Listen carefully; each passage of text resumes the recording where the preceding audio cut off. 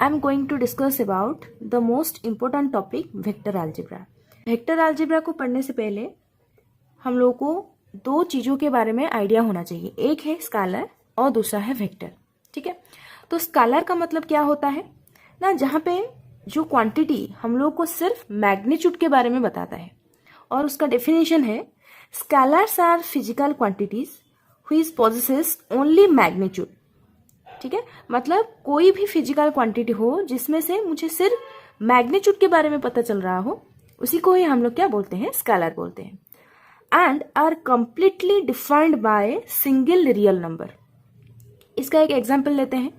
अगर मैं पूछूंगी कि घड़ी में कितना टाइम हो रहा है, तो कोई एक नंबर हम लोग बोलते हैं 10 बजा है, 11 बजा है, कोई एक नंबर बोलते हैं, तो वो जो नंबर सिर्फ नंबर बोलते हैं वो एक क्या है, एक रियल नंबर है।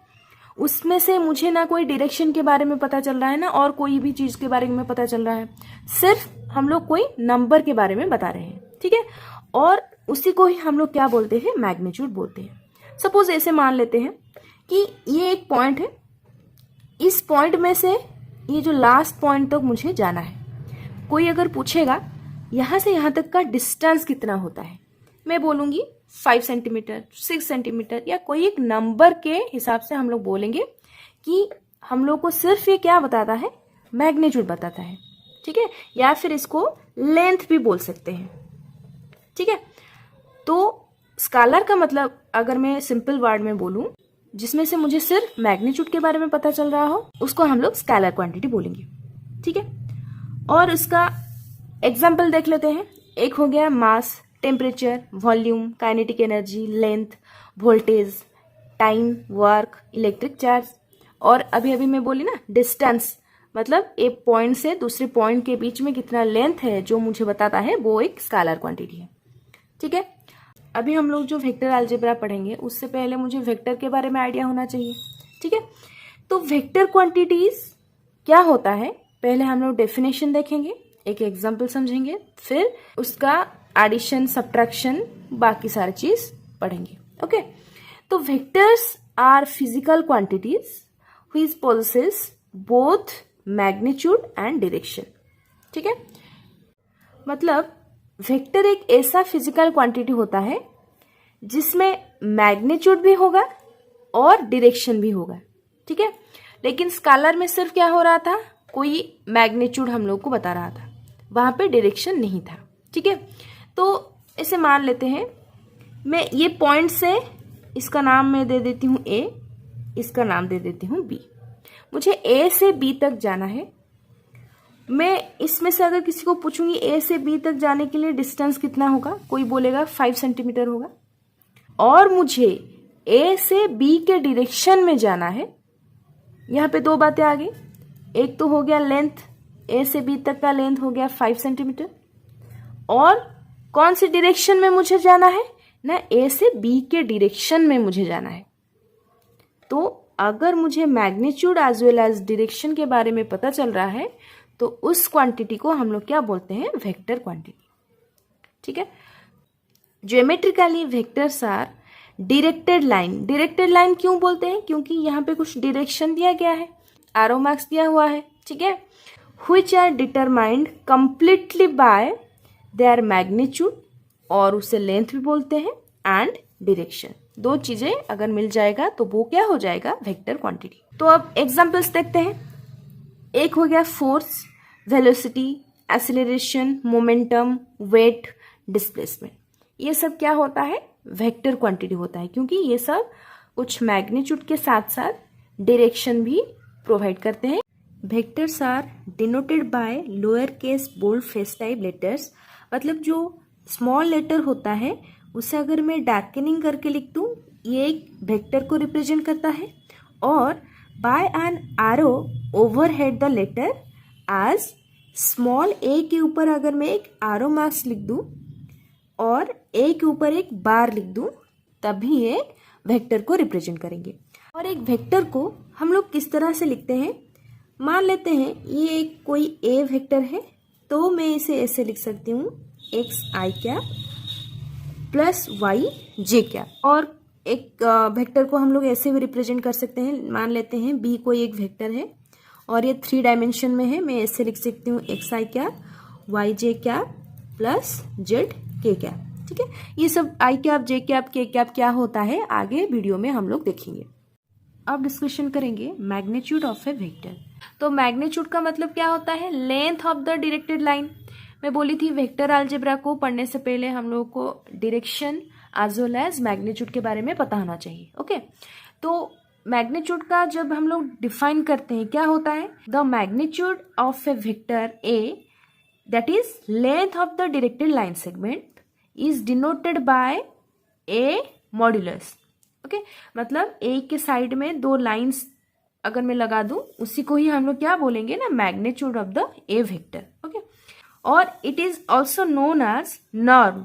मतलब ये जो मॉड्यूलस को हम लोग क्या बोल सकते हैं? नॉर्म भी बोल सकते हैं या फिर यूक्लिडियन नॉर्म भी बोल सकते हैं। ठीक है, ऑफ ए वेक्टर। तो ये तो हो गया कैसे उसे डिनोट करते हैं। अब देखेंगे कि मैग्नीट्यूड निकालने के लिए क्या फॉर्मूलाज होता है। ओके, तो अभी अभी मैंने क्या बोला था, कोई एक वेक्टर है ए, तो उसे रिप्रेजेंट कैसे किया जाता है? मान लेते हैं for a vector A equals x1 I cap plus y1 J cap plus z1 के कैप। कोई तीनों पॉइंट्स है और उसी जो वेक्टर का मैं क्या निकालना चाहती हूँ ना, मैग्नीट्यूड निकालना चाहती हूँ। पहले ये समझ लेते हैं ये फॉर्मूला कैसे काम करता है, देन एक क्वेश्चन करेंगे।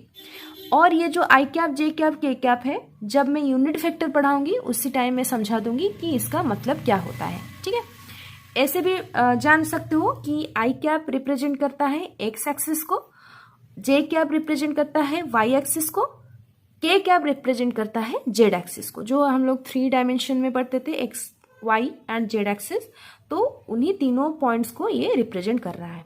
ठीक है, तो इसका मैग्नीट्यूड निकालने के लिए फॉर्मूला क्या है? तो ए वेक्टर के साइड में 2 बार लगा देंगे। ठीक है, इक्वल्स टू, देखो आई के साथ कितना मल्टीप्लाई हुआ है यहाँ पे ना, x1 हुआ है। जे के साथ कितना मल्टीप्लाई हुआ है ना, y1 हुआ है। के के साथ कितना मल्टीप्लाई हुआ है ना, z1 हुआ है। ठीक है, तो मैग्नीट्यूड निकालने के लिए फॉर्मूला क्या होता है? ये आई जे और के के साथ जितना भी वैल्यू मल्टीप्लाई हुआ होगा उसी का स्क्वायर पहले लिख देंगे and root over of this value.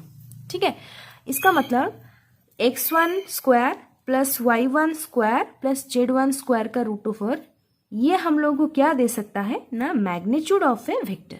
ठीक है, तो ये हो गया फॉर्मूला कि कैसे एक वेक्टर का मैग्नीट्यूड फाइंड आउट किया जाता है। अब इसके ऊपर एक क्वेश्चन सॉल्व करेंगे और जितना भी डाउट होगा वो क्लियर हो जाएगा। Okay, so the question is compute the magnitude of the following vectors. ठीक है, कुछ वेक्टर्स हम लोग को गिवन है तो उसका हम लोग क्या निकालेंगे ना, मैग्नीट्यूड निकालेंगे।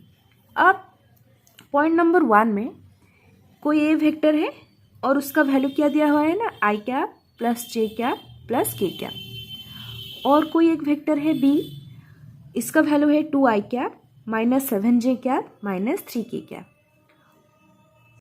Point number 3, C vector equals to 1 by root over of 3 I cap plus 1 by root over 3 J cap minus 1 by root over 3 K cap. तो ये तीनों वेक्टर्स का मैग्नीट्यूड निकालेंगे। तो मैग्नीट्यूड निकालने के लिए फॉर्मूला क्या था ना, अगर ए कोई वेक्टर है, आई के साथ जितना वैल्यू मल्टीप्लाई हुआ है, जे के साथ जितना वैल्यू मल्टीप्लाई हुआ है और के साथ जितना वैल्यू मल्टीप्लाई हुआ है उसका स्क्वायर करेंगे और तीनों का रूट ओवर का वैल्यू निकालेंगे। ठीक है, तो पहला जो नंबर है उसे हम लोग सॉल्व करते हैं। क्या लिखा हुआ है ना, आई कैप प्लस जे कैप प्लस के कैप। तो अब देखो आई के साथ कुछ नहीं लिखा हुआ है का मतलब क्या है, कितना वैल्यू मल्टीप्लिकेशन में है ना, 1 इंटू आई कैप होगा।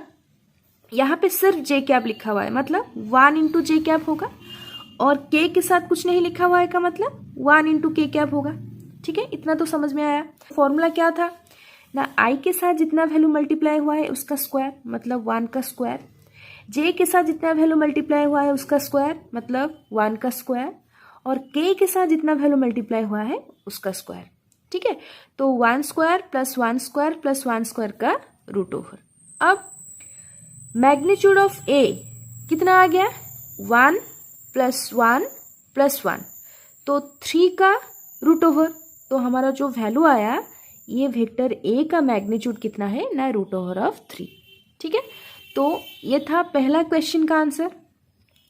अभी अगर भी कोई डाउट है तो और बाकी 2 क्वेश्चन करेंगे, डाउट क्लियर हो जाएगा। ओके, अब देखते हैं ये जो वेक्टर बी है इसमें क्या क्या वैल्यू दिया हुआ है।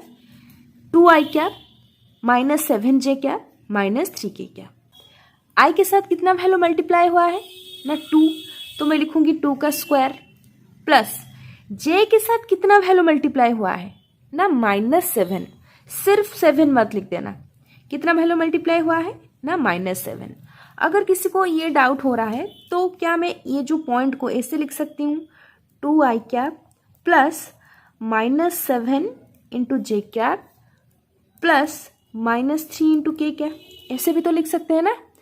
ये जो लिखा हुआ है वैल्यू और ये वैल्यू दोनों सेम ही है।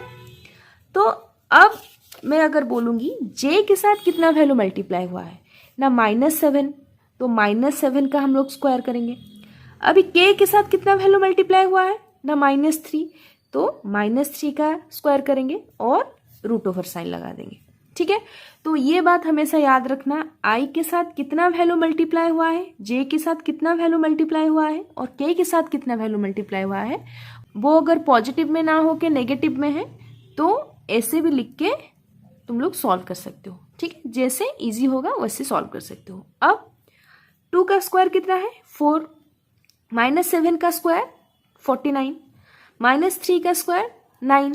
ठीक है, तो 4 + 49 + 9 ऑफ रूट ओवर, तो कितना आंसर आएगा ना रूट ओवर ऑफ 62। इसका मतलब जो मेरा वेक्टर है बी उसका मैग्नीट्यूड कितना आ गया ना रूट ओवर ऑफ 62। ठीक है, अब डाउट क्लियर हुआ। तो ऐसे करके हम लोग जो भी वेक्टर दिया गया होगा उसका मैग्नीट्यूड निकाल सकते हैं। तो ये थर्ड पॉइंट देखेंगे।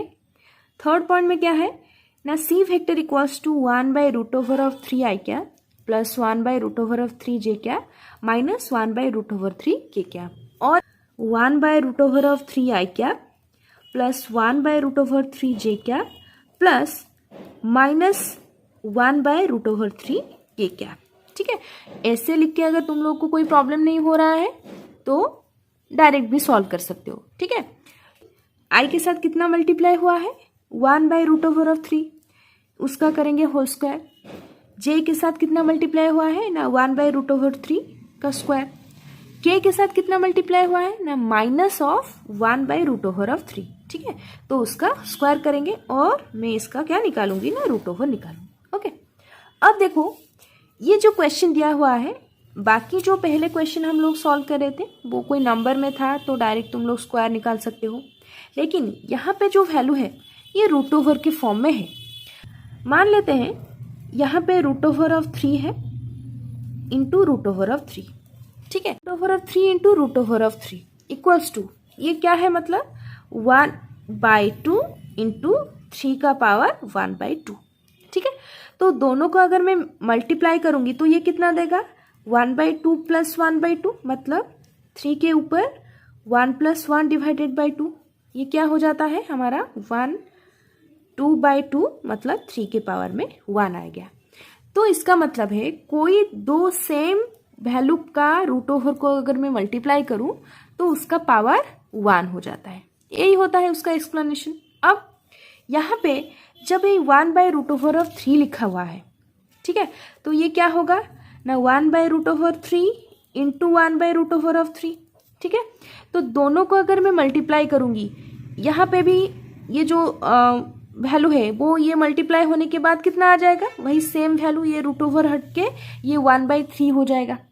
ठीक है, क्योंकि ये दोनों वैल्यू सेम है और दोनों वैल्यू को मल्टीप्लाई करने से ये रूट ओवर हट जाएगा, तो मुझे कितना मिलेगा वैल्यू ना 1/3। समझ में आया? 1/3 + 1/3 + 1/3 का रूट ओवर, तो ये कितना हो जाएगा, तो एलसीएम ले लेंगे, ये हो गया 3, ऊपर होगा 1 + 1 + 1। ठीक है, तो 3 डिवाइडेड बाई 3 का रूट ओवर मतलब रूट ओवर ऑफ 1, तो 1 का रूट ओवर कितना होता है 1 ही होता है। इसका मतलब ये जो वेक्टर है C उसका मैग्नीट्यूड कितना हो जाएगा यहाँ पे ना 1 हो जाएगा। तो ये था मेथड कि कोई एक वेक्टर का कैसे हम लोग मैग्नीट्यूड निकालेंगे।